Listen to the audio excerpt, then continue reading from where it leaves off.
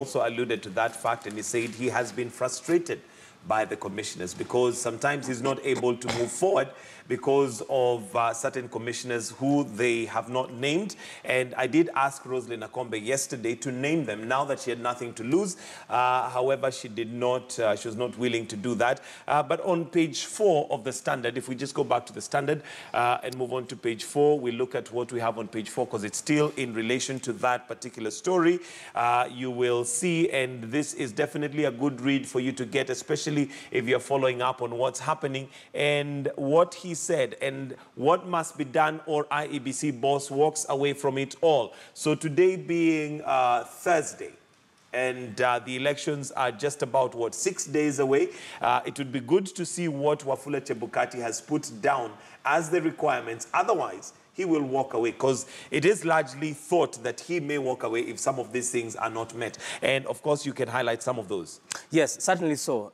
Topmost on his list of demands was that the politicians need to come to the negotiating table and chart the way forward. The problem that IEBC is facing, the problem that Kenya is facing, is not so much so a legal problem.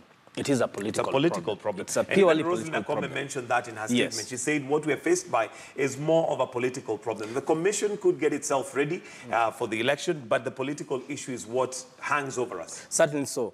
And the difficulty normally comes in when you try to solve a political problem using legal means.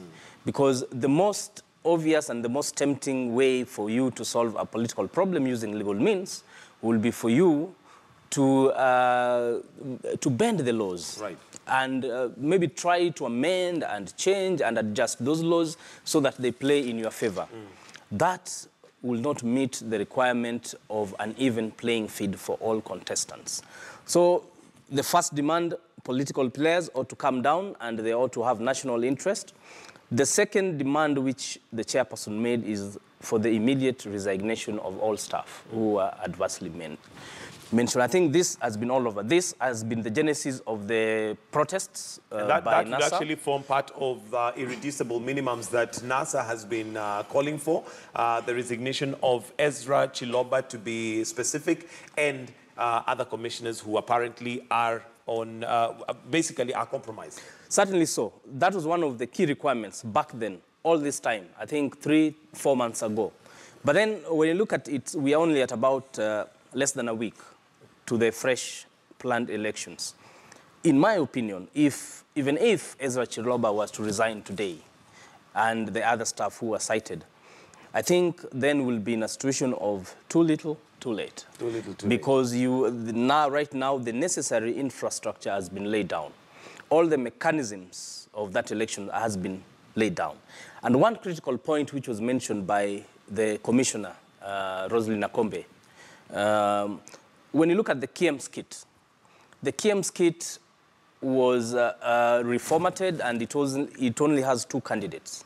That is Honorable Raila Odinga and Uhuru Kenyatta. However, subsequent to the court orders granted, other candidates have now come onto the ballot, but they're not going to be on the KM's kit. They're now going to be on the Excel sheet.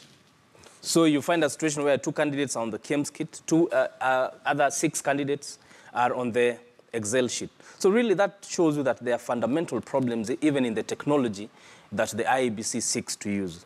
So I think certainly so it is out. We should not pretend. Kenya looks certainly that it cannot be able to guarantee a credible and fair elections. And then it doesn't help matters worse when the hardliners from either side, when they keep on pushing their positions, keep on pushing their... It does not help, really. It doesn't help the country at all. And later on the State of the Nation today, we're going to be talking to some of the legislators